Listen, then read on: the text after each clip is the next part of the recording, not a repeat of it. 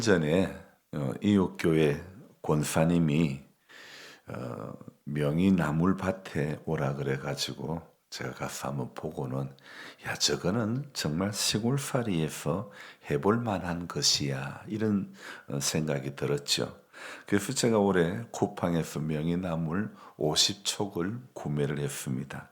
명이나물은 약간 그늘진 곳에서 자란다고 하여 태양빛이 직선으로 쬐이지 않는 예전 닭장으로 사용하던 하우스 안에다가 대부분 심었고 몇 개를 우군사님께 드렸더니 게스트하우스 뒤쪽에 심었는데 하우스 안에 심겨진 명이나물과는 비교가 안 되게 예쁘게 자라고 있습니다. 하우스 안에 있는 명이는 전부 비실비실한데 제가 물을 안 주는 것도 아니고 꼬박꼬박 주어도 이 쳐다보니 애들이 시험 친다고 벼락 공부한다고 며칠 잠 제대로 못 잔 애들처럼 얼굴이 개슴츠레하게 보입니다. 자연적으로 하늘에서 내리는 비를 맞고 자라는 것과 사람이 주는 그 물의 차이랄까. 사람이 아무리 관리를 잘해도 하나님께서 주신 것만할까 싶습니다. 밤중에 하늘에서 내려진 이슬이 사람이 양수기로 퍼올린 수백 수천 톤의 물보다도 훨씬 더 많은 역할을 하는 것이지요. 사람의 눈에 보이기에 정말 대단한 장비로 일을 하는 것보다도 하나님 한번 후 하고 부르시면 훨씬 더 많은 일을 하시는 거죠. 그러니 오늘도 하나님의 일하심 가운데 저와 여러분들이 붙잡혀줘야지 내가 무슨 계획을 세우고 내가 무슨 머리를 잘 써서 되는 것은 아님을 알아야 됩니다. 제가 매일 적고 있는 꼭두새벽 묵상을 보는 사람들이 어제는 임기마을에서 무슨 일이 있었을까 은근히 기대를 한다고 합니다. 약간의 이게 중독성이 있다고나 할까? 임기마을에서 일어나는 일상으로 시작하는 것은 이것이 제 삶이 제 신앙의 여정이 제가 아무리 성경을 보고 예배를 드리고 해도 제 일상을 벗어나서 말할 수는 없기 때문이죠. 우리가 천국에 대한 소망이 있어도 이 땅이 천국일 수는 없지 않습니까? 그러니 제 일상은 제가 보고 들은 하나님의 말씀이 실현되는 현장으로 생각하는 것이고 그래서 항상 일상으로 시작하는 것이 자연스럽게 굳어져 온 것 같습니다. 에스겔서를 볼 때마다 느끼는 마음이 이런 마음입니다. 오늘 본문에서는 하나님께서 또 어떤 퍼포먼스를 계획하시고 에스겔에게 어떤 말씀을 하실까? 하나님께서 말씀하심이 유별나게 많은 선지자 하면 예레미야와 에스겔을 들 수 있는데요. 물론 저는 그 중에서 에스겔에게 하나님이 더 많이 말씀을 하시는 것 같은 느낌을 받습니다. 에스겔에게는요, 특별히 어떤 상징적인 행위를 하나님께서 많이 하시게 하는데요. 에스겔 24장만 보더라도 1절부터 14절까지는 비유이고 15절부터는 현실에 대한 이야기를 하고 있는데요. 먼저 14절까지 비유의 말씀에는 하나님께서 야 에스겔아 너 녹슨 가마 하나를 걸으라. 그러면서 녹슨 가마를 통해서 가마솥이겠죠, 그죠? 가마를 통해 가지고 시청각 교육을 하시고 또 15절부터는 안타깝게도 에스겔의 아내가 죽는 것을 이야기하고 그때 너는 어떻게 하라 이런 형식으로 이루어져 있습니다. 우리가 16절부터 읽었는데 여기에 보면 하나님의 말씀이 에스겔에게 임해 가지고 이제 말씀을 하시는데 17절, 16절 자 어떻게 말씀하십니까? 인자야 내가 너의 눈에 기뻐하는 것을 한번 쳐서 빼앗으리니 자 너는 슬퍼하거나 울거나 눈물을 흘리거나 하지 말며 17절 죽은 자를 위하여 슬퍼하지 말고 조용히 탄식하며 수건으로 머리를 동이고 발에 신을 신고 입술을 가리지 말고 사람이 초상집에서 먹는 음식물을 먹지 말라 하신지라. 하나님께서 오늘 에스겔에게 말씀이 임해서 하시는 말씀이 야 내가 너의 눈에 기뻐하는 것을 한번 쳐서 빼앗겠다. 슬퍼하지 말라. 울지 말라. 눈물 흘리지 말라. 그러시고는 18절에 보니까 내가 아침에 백성에게 말하였더니 저녁에 내 아내가 죽었으므로 오늘 그리고 또 그 뒤에는 무엇입니까? 아침에 내가 받은 명령대로 행하매 저는 이 18절을 보면서 이런 생각이 듭니다. 지금 남의 아내가 모르는 사람의 아내가 죽은 것처럼 너무 태연스러운 그런 모습을 에스겔이 보이고 있는데요. 아니 내 아내가 내가 아침에 백성에게 말하였더니 저녁에 내 아내가 죽었으므로 아침에 내가 받은 명령대로 행하며 지금 이 상황에서 받은 명령대로 행한다는 것이 가당키나 한 이야기입니까? 에스겔 선지자가 오늘 이 본문에는 에스겔 선지자의 심경이 기록되어 있지는 않지만 얼마나 충격을 받았을까? 에스겔은 하나님의 말씀을 백성들에게 전달하는 사명을 수행하는 사람이지 않습니까? 그런데 아내가 죽었습니다. 하나님께서 에스겔에게 지금까지 얼마나 많은 상징적인 행위를 하게 하셨습니까? 그런데 이번에는 남도 아니고 에스겔의 아내를요 너의 눈에 기뻐하는 것을 한번 쳐서 빼앗으리니 우리는 이 말씀 앞에서 한번 질문해 보아야 되지 않을까 싶습니다. 왜 하나님께서 에스겔의 아내를 치셨을까? 왜 선지자의 아내를 치셨을까? 이 죽음을 통해서 말씀하시고자 함이 무엇인지 우리가 알아야 되지 않을까요? 하나님께서는요, 돌이키지 않는 백성을 각성시키기 위해 에스겔의 아내를 죽게 하신 것입니다. 이것은요, 에스겔의 잘못도 아니고 에스겔 아내의 잘못도 아닙니다. 무슨 이유입니까? 하나님을 잘못 믿고 신앙생활 제대로 못하는 백성들 때문에 선지자 에스겔의 아내를 죽게 하신 거죠. 저는 이 본문을 볼 때마다 야 이건 너무 세다. 하나님께서 꼭 이 방법밖에 없으셨을까?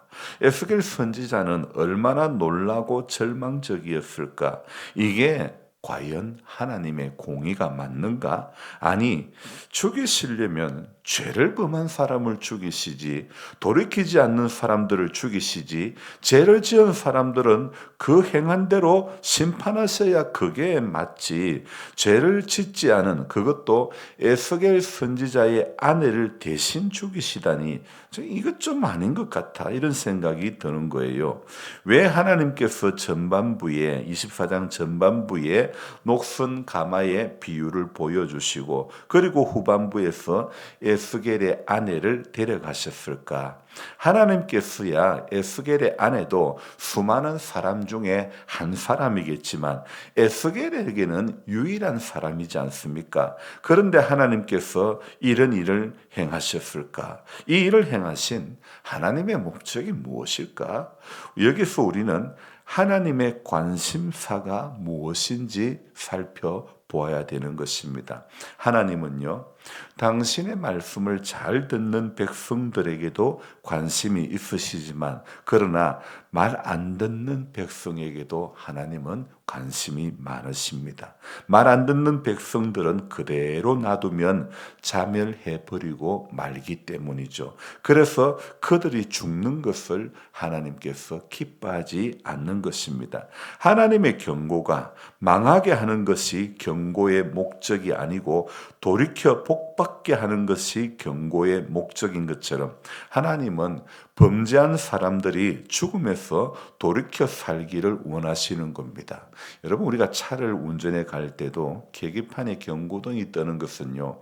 이거 경고등 떠가지고 차가 폐차하게끔 만드는 것이 경고 뜨는 게 목적이 아니지 않습니까? 이런 경고가 뜨니까 너는 이러한 부분에 수리를 해야 돼. 이거 아닙니까? 여러분 마찬가지입니다. 하나님께서 에스겔 선지자 아내를 희생시키시면서 하시면서까지 뭔가 하시고 싶은 일이 있는 겁니다. 그게 무엇입니까? 바로 예루살렘 백성들, 이스라엘 사람들을 살릴 기회를 또 한 번 주시는 겁니다. 여러분, 이 백수도 과로로 죽는다는 말이 있는 것처럼 사람이 일평생 사는 동안 늘 분주하게 움직이고 사는데, 심지어 자는 동안에도요, 이리 뒤척이고 저리 뒤척이고 그러지 않습니까? 그런데 작년 6월에 뇌출혈로 수술을 받으신 임동원 목사님, 이 6월 초에 수술 받은 후에 몸뚱이 하나 뒤척이는 것도 제대로 안 되어 욕창까지 생겨서 지금까지 얼마나 고생하고 계시는지 모릅니다. 본인이야 의식이 없어서 그렇지만 참 이 간호하는 사모님이 얼마나 많이 힘든지 모릅니다. 여러분, 일평생 움직여 왔던 몸이 환자가 되어 움직이지 못하고 가만히 누워 있으니 원치 않는 욕창이 생겨나고 만 것이죠.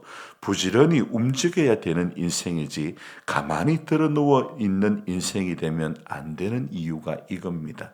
여러분, 인생을 살다 보면 하나님께서 우리네 인생을 한 번씩 뒤집어 엎으시는 것 같은 그런 생각이 들 때가 있지 않습니까? 그러나 그것은 내 삶의 욕창이 나서 망가지지 않게 하시는 하나님의 사랑스러운 계획일 수도 있는 겁니다. 하나님은 단순히 사람에게 벌을 주고 죽이시는 것이 목적이 아닙니다.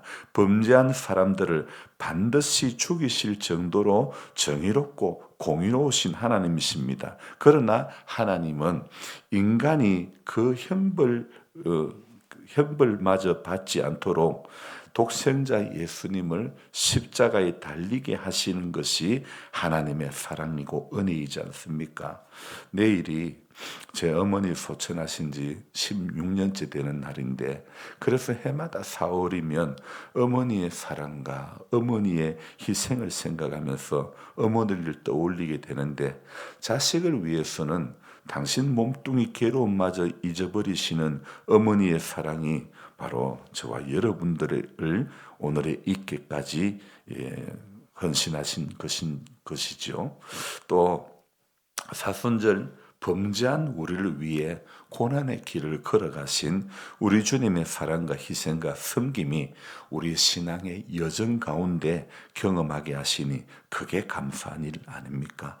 에스겔의 아내의 죽음에서 단순히 선지자 누구의 아내가 죽었다, 하나님께서 죽이셨다, 우리는 이것에 붙들리지 말고 이 죽음에서 우리는 우리를 위해 주님의 살찢기심이, 피 흘리심이, 죽으심이 묵상되어져야 되는 것입니다. 주님의 피 흘리심으로 인하여 살게 된 것처럼 에스겔 아내의 죽음을 통해서 이스라엘 나라를 회복시키려는 하나님의 계획 앞에 그저 감사할 수밖에 없는 인생임을 깨달아야 하는 것입니다. 우리에게 주어진 오늘이라는 환경은 하나님께서 또 일하시는 하나님의 도구임을 기억하시고, 오늘도 이 환경 가운데서 말씀하시는 주님의 음성에 귀를 기울이는 모두가 되시기를 바랍니다. 그래서 에스겔처럼 이 이해 안 되는 환경이 주어져도